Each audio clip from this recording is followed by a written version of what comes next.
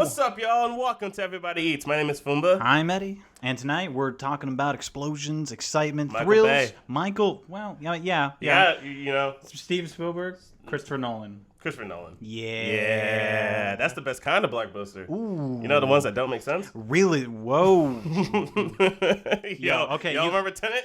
All right.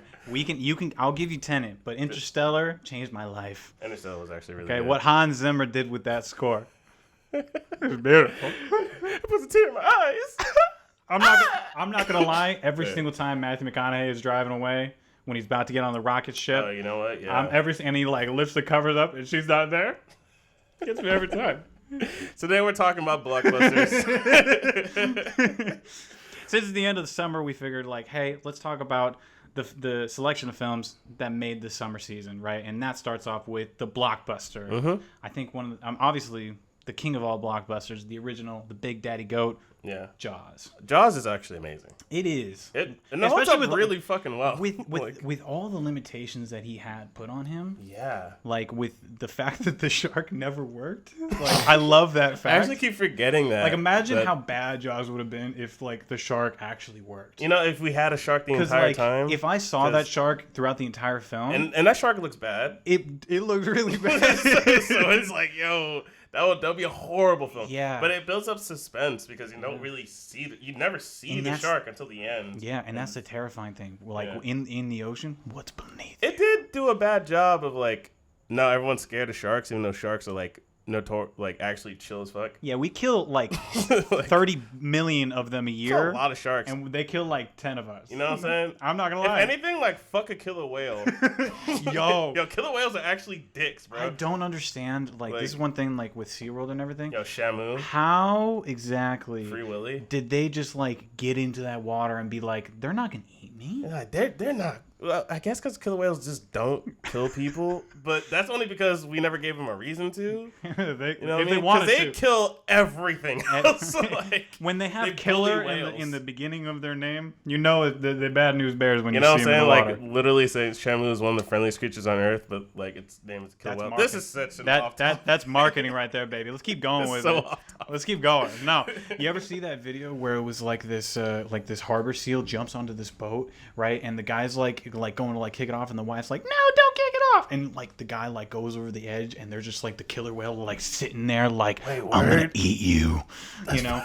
Yo, dude, that's crazy. Actually, like that shit. Like we've been really like privileged to have a thing called Shamu, right? You know what I mean? That's like a stuffed animal. That's our idealized version of what a killer whale should be. It would murder you. But killer whales are actually like killers by trade. They would and murder they do it you for fun, actually. Yeah, like you ever see them just launch up seals? And it's been studied. Like there's no logical reason behind it. Like I'm gonna chuck this motherfucker. It's like how high can I chuck this bitch? A couple hundred feet. You ever see them when they'll yeet him and then they'll like play catch and the guy like hits him with the dorsal fin? That's what I mean, bro. Like there's no reason behind it. They're mad vindictive. Yeah, but they also don't have like a sports like human beings do. Yeah, but their sports is bullying seals and penguins. Because they're apex predators. They'll do whatever the fuck they want. That's the most fucked up thing I've ever seen in my life. That's also nature. I'd be really happy to see one in the wild, but I would want to be on a boat. Yeah, I have all these bitches in like the little paddle boards be like, oh, it's so beautiful. No, I guess wrapping it back to Jaws and everything. Jaws genuinely like it did scare so many people with like allowing people to have that kind of imagination with it. But like as far as blockbusters, I think for me one of the first blockbusters that ever came to mind for me was Michael Bay's Armageddon. And as terrible as that movie is, like awful. By a filmic knowledge, that film hits the point. It was an event. Yes. You know, that's really what a blockbuster is. It's supposed to be like an event. It's a reason for you to get out of your house and go and watch a film together. Yeah. It's a terrible film. but it like works, when you get Bruce Willis saying the United States government just asked us to save the world, anyone gonna say no? I'm like, sign me the fuck up. I'm ready for this shit. Fucking A, Bruce Willis. Let's do it. I mean, say what you want about him. The guy could act. He could. I mean, you know, when he wants. Yeah.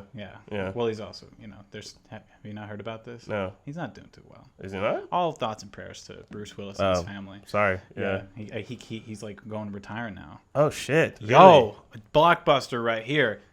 Die Hard. 100%. Yes. Oh yeah. I keep Christmas Die Hard. Christmas Die Hard is actually. We're gonna put a poll up for this. Do you guys believe that Die Hard is a Christmas blockbuster? Yay or nay? Leave your likes. It absolutely is. But yeah, I would 100% be behind that. But like for me, first one that I can think of as like a major blockbuster was Michael Bay's Armageddon. That makes sense. It was scary. I think for me, it's definitely Independence Day. Yeah, 100%. Well, that's just the first blockbuster I saw as a kid. Yeah, and it's just I can't get that imagery out of my head of aliens blowing up the White House. I don't know, something about that is just so iconic, but also terrifying, but also like cool shit. I think a kid. I think my favorite scene from that is when like after like Will Smith's like going through the canyon, pre-slap Will Smith. Yeah. Love you, Willie. But yeah, sorry about that, Chris. I hope your face is okay. No, he's okay. He's on good. tour. He got a goat from Kevin Hart. You know what I mean? I think he's doing well. I think he's doing really fucking well. His concert sales right now skyrocketed. Yeah. I actually want to see it too. Yeah, I mean, I would too. Shoot. Yeah. But anyways, like when Will Smith like gets over there and is like lands on Earth after like having to eject from his plane. Yeah. And he's like, who's the man? And he like opens up like, welcome to Earth. Just decks his fucking face. Pops a cigar up, and that's why I call it a caution counter. It's such a badass moment. And then he drags the alien. Yeah. We could have been at a barbecue, but no. But also, going through the burning desert. What the hell is that smell? Also, dude. I love the fact that he just casually walks into like area, like. Yeah, I mean, the military they had their own stuff to deal with. They didn't have a White House. I guess they didn't have a White House anymore. Yeah, they got some priorities. If you're a human, they're like, okay, I'm okay with. Come on in, please. Why not? Yeah. Yeah, I think at that point, the security would be a little bit lax. Yeah, fair enough. It wouldn't be like how it is today with like a few years ago. You remember the like people gonna like storm Area 51. Yeah, and they were like, please don't do that. Like, we will be forced to kill you. not just storming. They're gonna shoot you. They're gonna Naruto run into Area 51.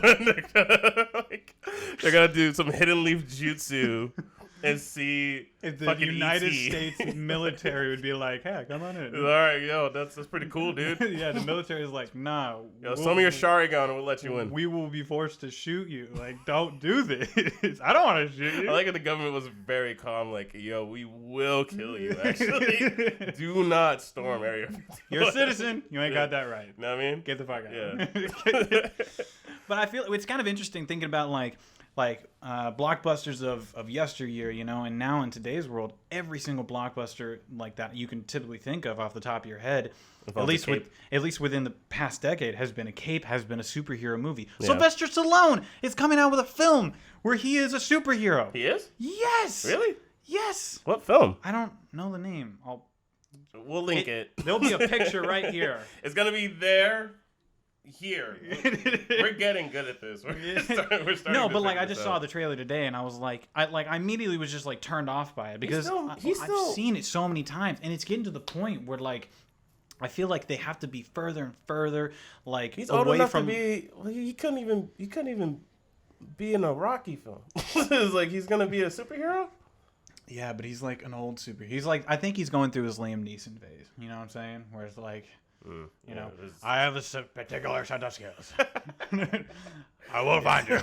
Went from fucking and I will kill you to a whole like I'm gonna kill you. Yeah. Like, apparently that film a good blockbuster by the way. Hey, yeah. But like when they brought that out, they were like, this isn't gonna make any money. This is going straight to video. Little did we know. Yeah. I mean, that wasn't until Taken 6 is when they. Yeah, I mean, like I think they were like Liam, like you look like you're punching like an old man. You know what I mean? And it'd be like, I'm sorry, like no matter how many jump cuts or like shaky cam I do, I can't hide the fact that you're like in your 70s. You are too old. I'm sorry, my guy. Be jumping onto boats. Imagine if there was a like Joe Biden superhero movie. Oh, I would hate that. Sleepy Biden. That'd be the best comedy ever. He just falls off his bike all the time. I'm coming. I'm coming. Yeah, that'd be hilarious. He's just mid dementia. He's like, I'm gonna find. Where am I? Yeah, I'll have a Papa John's pizza delivery. Oh, this got mean. Poor guy. Poor guy. You know what's bad? Like, yeah. Anyways. So yeah, it is interesting, like with like Marvel movies taking over, and to be honest with you, like the Infinity Saga, beautiful. I mean, that was the best. There are very few films in there that are like bad. Well, it's actually really interesting because when superhero films first came out, actually pre-superhero films, no one ever thought that they would make money, let alone be good. Yeah. Like I'm glad that everyone at that phase. Yeah, because everyone deadass was thinking like a superhero film has to be dumb off jump because it's about superheroes. Mm-hmm. And I think the film that proved everything, all those assumptions to be false, was Spider-Man. Sam Raimi's Spider-Man? Sam Raimi's Spider-Man. Yo. That was the first time where people were like, oh, you can make a good superhero film. And then Spider-Man 2 was when it was like, oh my God, what? you can make Oscar-worthy what? Like, I wouldn't say it's Oscar-worthy, but it's pretty good. It's absolutely Oscar-worthy. You're like, I will die to the day. I'm dying with that. Like, you can put that on my tombstone. You can have that be there and be like, I still believe Spider-Man 2 was Oscar-worthy. No, it's just. You heard it here first, ladies and gentlemen. There you go. I have to do this every time. Hey, genuinely. Yo, Avi, do the thumbnail now. No, but then I feel like Spider-Man 2 was that good of a film. It hit all the beats. And it topped everything that the first one already laid the foundation for, which is what a sequel should do. Yeah. I think that's where the Marvel Cinematic Universe, being the blockbuster of today, like what people would define as the blockbusters, right, is that they've done so many of them and so many in a year. It's like, right? Quick succession. And like you have to make it like the same. That's the biggest thing. You have to make a sequel the same but different, right? Yeah. And so like speaking on like Marvel, like you obviously have Thor: Love and Thunder, right? Yeah. And I enjoyed it. I enjoyed it. I had a lot of fun with that. Actually. Is it my favorite one? No. But like, do I like the aspect that he blended an action or a blockbuster with a romantic comedy? That's cool. I think it's very experimental, and I think it's cool. I like what wiki? What's his name? Taika Waititi. Oh, Waititi. Waititi? Yeah, I do like Taika. I think he's a great director, and I do think he's funny, but I have an issue with his humor sometimes. Where it's the same thing that I find with Judd Apatow humor, where it's like you guys riff for too long. It's at the expense of the film. It's not aiding in the film's progress. It's at the expense of because the jokes like kind of work in tandem with the characterization of these people, but simultaneously I also have gripes of how goofy Thor is. You know what I mean? Because he was like goofy, but he was never this goofy. You know, like he was always a bit selfish. Even in his first iteration when he was like super serious, he was this kind of way. But like now it's just too comical. Like too. I think the threat is Guardians of the Galaxy. It's so low for him because he's already lost everything. Well, yeah, he has nothing else to lose. Yeah. He doesn't. He like. Therefore, it's just like, why do I have to keep being this? I think that was the biggest thing. I think that's one of the big things is like afterwards they planned the Infinity Saga up so well, right? It's so good that like genuinely like if it wasn't like a corporate capitalistic like system that we were in, like they should have taken 2 years with no Marvel movies. They really should like develop this shit just a little bit more. I mean, like I do feel like this phase was actually pretty good.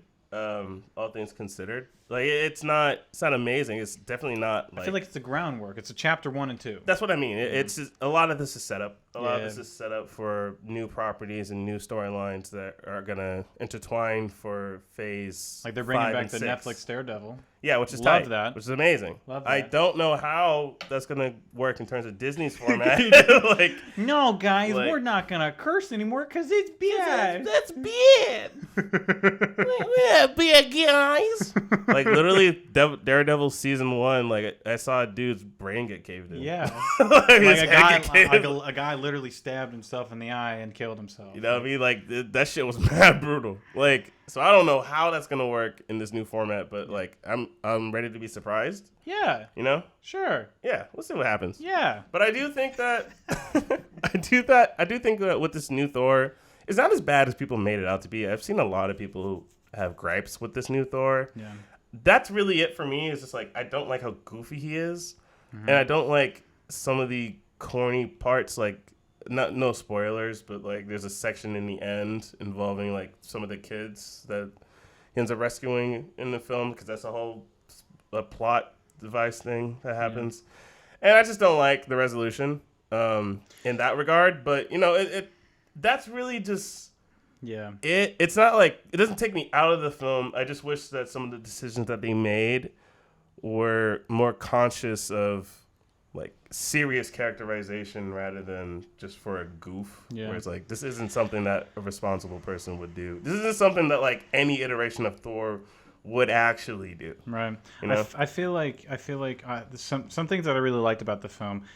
Christian Bale, obviously. Christian Bale killed it. He always knows the assignment. He always understands the assignment very, very well. And I think he did just, especially like with like him at first being Batman and now and like having to play opposite Heath Ledger. Yeah. I feel like this character was allowed him to be much more of that kind of, you know, out there. I'm just gonna go kill everybody. Yeah, I'm just kind of crazy. Yeah, but like have a good reason to be crazy. Yeah, you know? I think like, that's one thing that they did. Very solid I'm very motivation. happy with the fact that they opened with.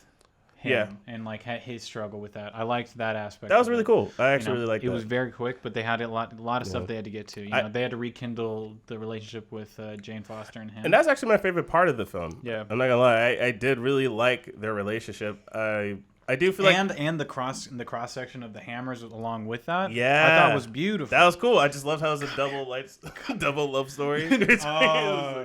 Oh jeez. It's like, hey, I still love you, Stormbringer. Yeah. But, you know, that's here, have a beer. You know, like while it's driving. It was cute. I love that. It was cute. Is Thor condoning, you know, drinking and driving by giving him the Stormbreaker a beer while driving? Nah. Stormbreaker can handle it. Yeah. Okay. Yeah. That's some Asgardian beer, bro. That's that's some top tier beer. That's some moonshine for us. That'll knock your ass out. That shit will fuck you up. I think that's one of the crazy things, especially when we finally get like a film like Top Gun Maverick, right, where it's so like old-fashioned in its style. It's so fucking corny. It's so corny. It's so fucking corny, bro. But, bro, it hits so many points. It's like the good kind of corny. It's like a good suck. I felt because especially with like superheroes that have superpowers or have super intelligence or super something or can get real small or get real big or can kick somebody's ass one way or kick somebody's ass another way. You just have a regular guy inside of a regular plane that is like, hey, by the way, you might die of G-shock. I think that this film is very interesting, especially since like I've never seen the first Top Gun. Criminal. I wasn't that crazy about it. How do you know you're not crazy about it? You haven't watched it. Well, but I wasn't like crazy about Tom Cruise at the time. Yeah. You know what I mean? The Scientology thing. The Katie Holmes thing. It was like, well, I think that was a bit afterwards, but like still. Yeah. Like I never really was. I always came across as like a corny thing that was a bit 80s and a bit before my time. Yeah. So it's like whatever. But watching this film was really fun because it set this movie up really well to the point where it's like even if you didn't watch the first one, it's perfectly fine. Yeah. You very much get the main conflict, the emotional beats for these characters. You catch up really quick. And you know, like it feels like it kind of feels like the original Top Gun, and I haven't seen it, and that says a lot. Where the vibe and the moments in this film just remind me so much of the '80s while being very modern at the same time. Yeah, and you know, I think that's a really. I think that's what they do. They set out to do the same thing. But different, right? Yeah. In a modern era with the modern technology and everything. And they start the film off the same way. right on the flight deck, right where Yeah. you're taking off. This is the start of like before you even get in the air. This is how it's going to start. You know, that amazing song that they have with it. Never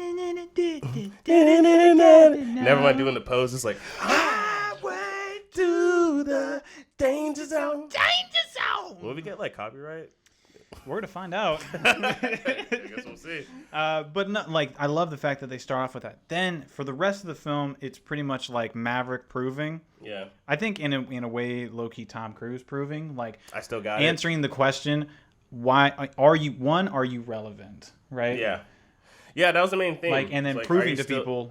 Are you still relevant, and are you still able to reach people despite how old you are, how long it's been, and it's very much proven in this film. Yeah, the guy's made $100 million. Which is crazy. Off of because the film is the highest earner for Paramount in its history. Yeah, and he has 10% of the gross. Which is awesome. That's $100 million.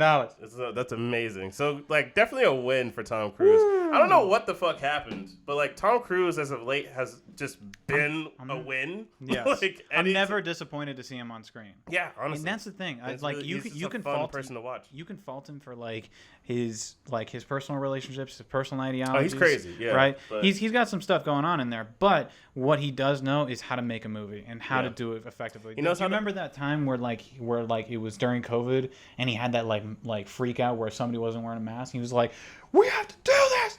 You got to do it." Do you remember that? Yeah, I do remember that. And it's like a lot of people were like, "Why is Tom Cruise yelling at him? He shouldn't be yelling at his staff like that." But it's like this guy funds it, and he's been shut down 3 times before that. I think I'd be pretty pissed off too if the thing that I'm trying to keep this puppy rolling.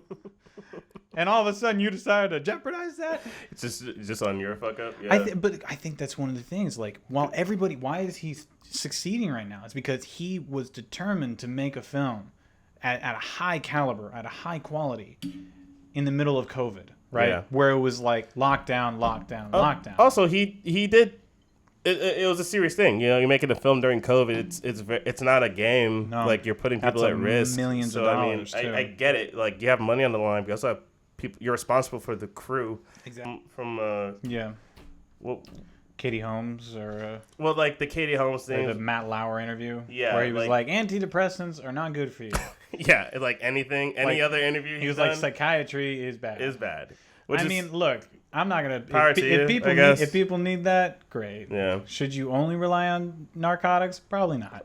But to say it's bad, to say like you shouldn't use it. Period. You know what I mean? That's kind of a weird take. That's like taking things in a black and white way. Yeah. That's not the world. But I do understand this freak out in particular, and you know what? I do give him credit, especially when it comes to blockbusters and action adventure films. He just knows how to make it fun. Because even in that first opening scene where we're finally introduced to Maverick, and he's in that fighter jet going Mach 9, Mach 10. Yeah, well, yeah, because today the originally spoiler alert, in the beginning of the film, he has like a Mach 10 trial and he drives with no helmet. By the way, this film not good for road cycle police. I bet. No. Where's all the helmets?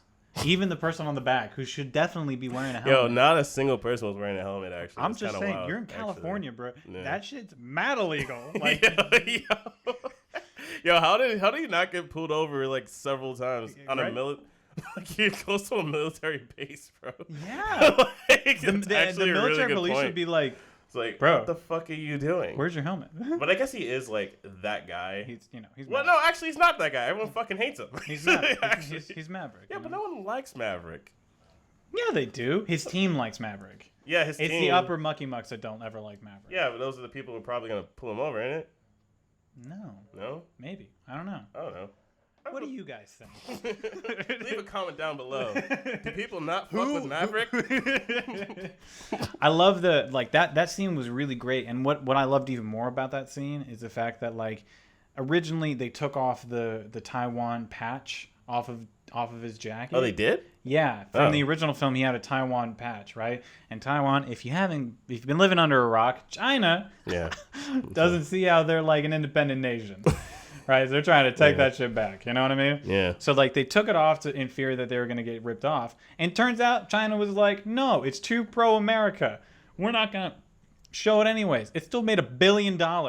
Fucking A. That's so actually impressive. It's actually such a flex too. Yeah. And just a clear way of like, we don't even need y'all. Yeah. America. But furthermore, like from that, because that plane and that opening. That opening That's stealth fucking plane. cool, dude. Beautiful. Whoever was the designer for that plane was so convincing that they convinced China to move satellites over and be like, what the fuck is going on down there? Actually, China deadass was just like, what is happening? Yeah. I gotta figure this out. I respect these Americans is up to some shit. Yeah, dude. I'd be patting myself on the back if I designed that thing. Honestly, I gotta give it to them for practical effects. Mm-hmm. This is fucking amazing. Oh, yeah. When you told me Tom Cruise and the rest of the crew were flying these jets. Yeah. Well, I mean, kind of. But still. They were shooting the scenes inside the jet. But like they actually had to learn how to do it, which is fucking cool. Which makes sense in terms of why it took so long, because they had to learn how to fly a fucking plane. Yeah. So it's like they had to do like what if if the plane crashes, here's what you do. So like, here's how you handle this. But it's just really cool because it just added to the intensity of these scenes. Because I feel like every scene where they're actually in the fighter jets, just doing the damn thing. Yeah. I was on the edge of my seat. Hands are sweating. Knees weak, palms are heavy. Mom's spaghetti. Sweaty already. Mom's spaghetti. She's nervous. Calm and ready to drop bombs. But it keeps on. Forget it. All right. Okay. All right. We're going to get copyrighted. It's going to be a problem, actually. Eminem, don't. Yo, don't Just come don't. for us. Yo, you hungry? We got to play for you. Hey, man, come on the podcast. No, but I did ask. I really do appreciate, and just generally speaking, in comparison to Thor and Marvel, like, Thor was fun, but it says a lot to see practical effects because it shows how effective it is. Yeah, I mean, genuinely, the superpower that would happen is if Christopher Nolan and Tom Cruise united into one. Although that'd be crazy. I feel like the thing is like I would love to see it. I just don't know how Tom would do on that environment. I don't think he'll do well because Tom is definitely like Mr. Alpha on his sets. Yeah, and then there's just two big egos. Yeah, duking it out. But both of them really respect the doing things in the camera, right? Yeah. And there's something to be said about that, right? It might be more expensive, it might be more challenging, but that's where some of the most beautiful shots in cinematic history happened, and because they were really shot there, it really happened. It happened on location. Why was Buster Keaton such an amazing because he did all of his stunts. Because he did it. Yeah, you know. I mean, you could argue that Tom Cruise is a modern day Buster Keaton in that sense, not nearly as. Well, actually, you could make that case. You could definitely. Actually, you can mix him with Steve McQueen. You can mix him, he every single time, and that's one thing, especially within these past few years. Especially, I think it was Mission Impossible 3. I think. Yeah, but the first one where he actually jumped off a building. Oh yeah, that's 3. Yeah, but 3. 4 they really It was no, you're doing your stunts, boy. Burj Khalifa, and then there's this random picture of him just sitting up there on the top of Burj Khalifa with no shoes on. Which is nuts. I don't know why that made me more uncomfortable for him. And he was 40. Yeah, was this fucking nuts to think about? I don't know what he's gonna do. When he is 70, he's probably gonna be still trying to run. He's gonna be in a wheelchair. What's gonna happen when you can't have Tom Cruise running? Tom Cruise has got to run. He's just gonna power walk, dude. He's gonna walk with a purpose. Yeah. That's what's gonna happen. What I do really appreciate about Top Gun Maverick is that it tells a story and it goes beyond that, and it hits some of the most beautiful There's something to be said about because there's a formula to blockbusters, right? And there's some really good examples of blockbusters, and there's also, I would say, even more examples of bad blockbusters, right? And where you actually see a blockbuster that understands the beats, understands the plot points, right? Mm-hmm. I feel like this one does it and does it beautifully. It does it excellent. Yeah. And the thing is what's interesting though is it's not as though Thor doesn't. In actuality, Thor hits most of, if not really all the beats. Yeah. It's not nearly as effective, but it does. It's actually a very it's a very standard blockbuster in every regard. I really do feel that. I disagree so much. Well, just because on the aspect of like Top Gun Maverick is a straight up blockbuster, right? And I feel like Thor: Love and Thunder had a lot. It was a genre blender. Right, there was a lot that was within it, but it right, still that they works. were trying to do, right? Yeah, but it also still works sure. in the context of a blockbuster because all these superhero films really are blockbusters. Yeah. I think it's just experimenting with the concept of a blockbuster because and it really does come down to the fatigue people have with superhero films. I'm tired. And it's really the studio's fault in the sense of like you'll go to see it. You're gonna see it. Like, it's kind of on us, but it's also, like, the studios could stand to just, like, not put them out. But they're not going to do that because they want money. The trains left the station, baby. I wouldn't be upset if I don't see a superhero film for a long time if that means that we're just going to have, like, a solidified couple phases. Yeah. You know? I would even go a step further with that because, like I think it's just they've had this kind of formula of what the Marvel Cinematic Universe was ever since Iron Man 1, right? Yeah. And like you could say that there's fatigue with superhero films, but the Batman that just came out this previous year was amazing. It was so good, and it was so unique within the because it wasn't Marvel. It was still funny. It still had comedy in it, right?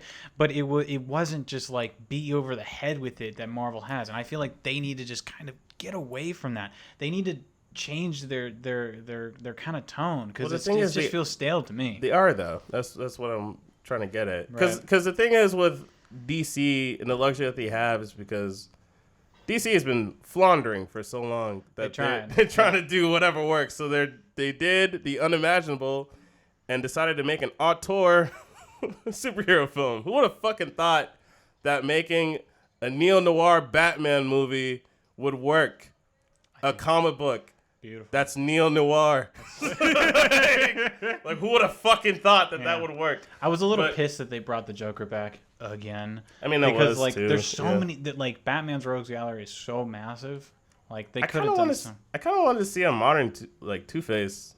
Yeah, that's what I thought it was at first, or like Iceman, or not. That's dude. Top Gun. Iceman would be sick though. And Mr. Freeze. There it is. Freeze. There we go. Iceman is Top Gun. Iceman is Top Gun. Yeah, Val Kilmer. Mr. Freeze would be sick though. Yo, Val Kilmer in Top Gun 2 though. Yeah, he was actually. He did a great job. Where he was just like.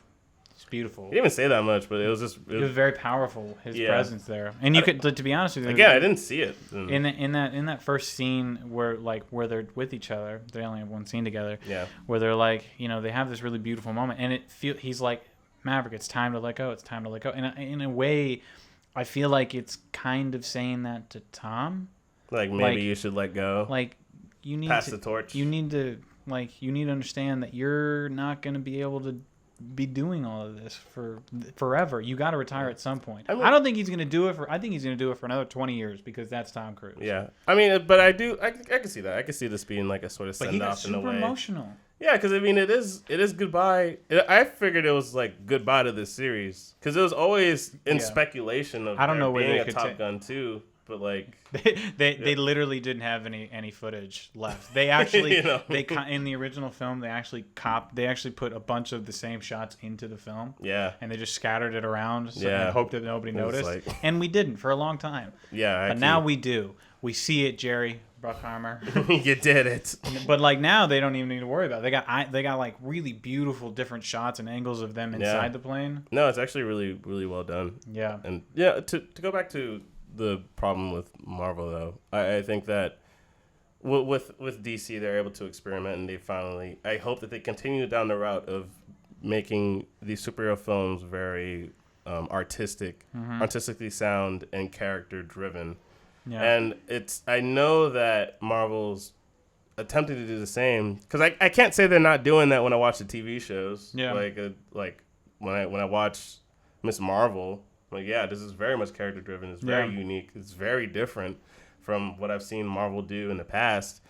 When I see Loki, I'm like, holy shit, I love this.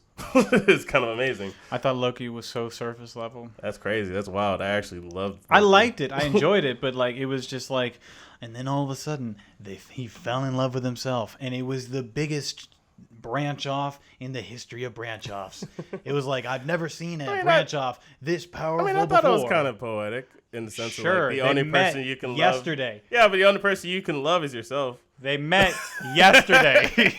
I thought it was cool. I thought it was just like, yeah, why not? That is a bit weird, yo, bro. You fell in love with yourself. But it says a lot about Loki. That's what I mean. It's like, it's very character driven. Yeah. Of course he would fucking fall in love with himself. I mean, on the other hand, yo, love yourself, you know? Yeah, love yourself. Love yourself. There's I don't know. I feel like there's layers to that where it's like, yeah, that says a lot about you on a very like narcissistic level, but also like, do you love yourself?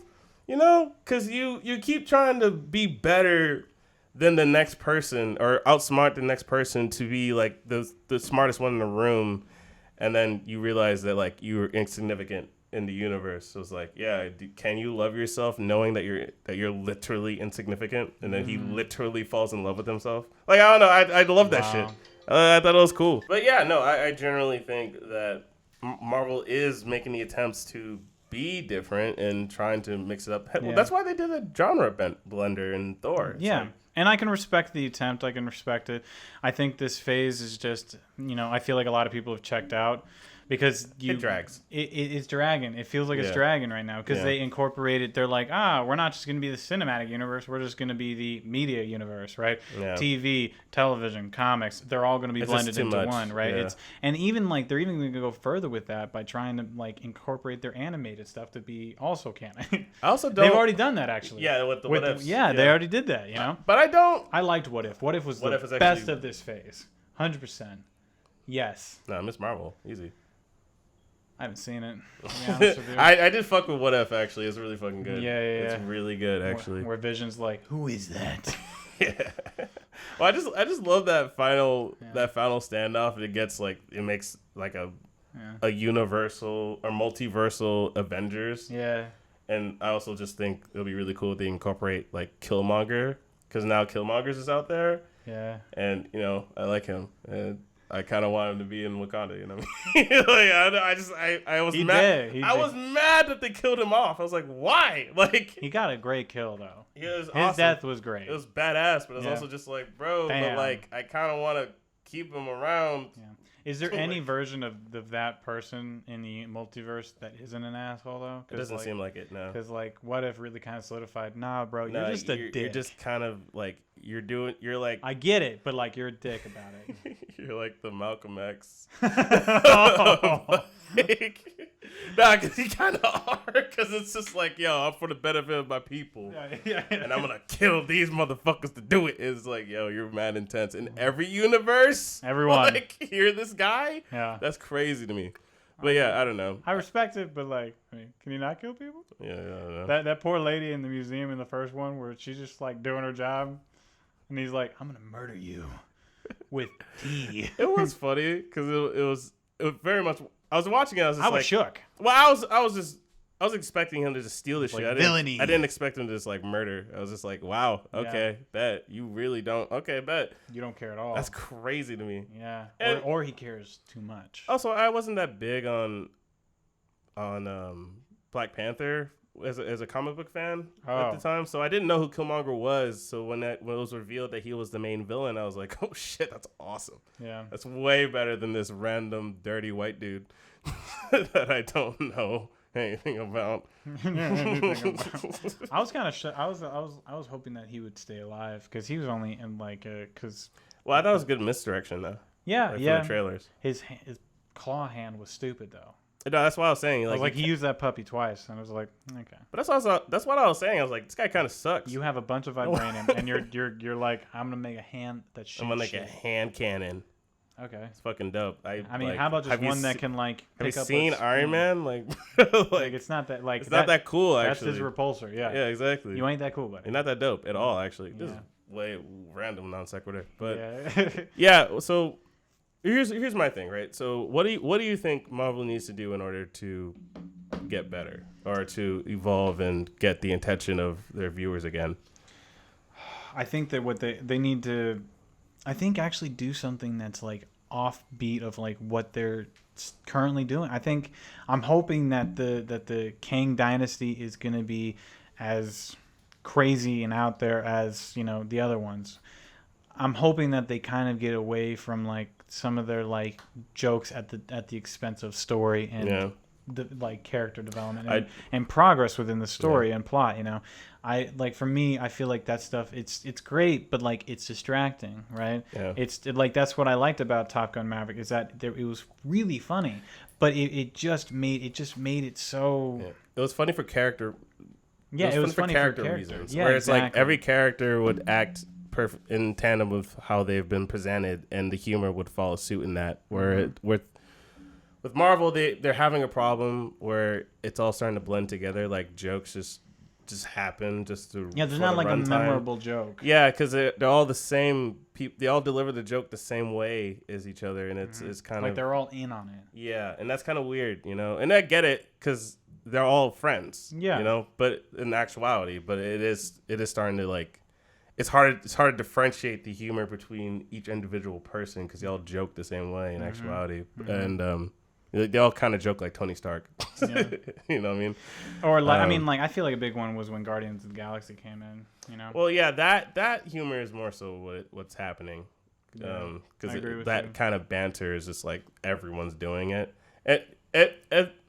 Here's my thing: in this current phase, at their best, they are Doctor Strange 2. I fucking love Doctor Strange 2. I think it's very experimental. I think it's very character driven, and I think it's America could have died or not been killed. I wouldn't have cared. Yeah, either way. Yeah, I'm sorry. Love the character. I don't really care much. Couldn't care less about her. I mean, I don't really give a fuck about America, but like I cared about Doctor Strange and his emotional turmoil of am I happy? I think that's a very human take to a superhero, which we haven't seen in Marvel films or what they do in a long time. Raimi actually did. What would you say is the worst then? Shang-Chi. Wow. Fucking hated Shang-Chi. I liked it. I did not like Shang-Chi at all. For me, it was Thor: Love and Thunder. I could not have been less underwhelmed by like this film.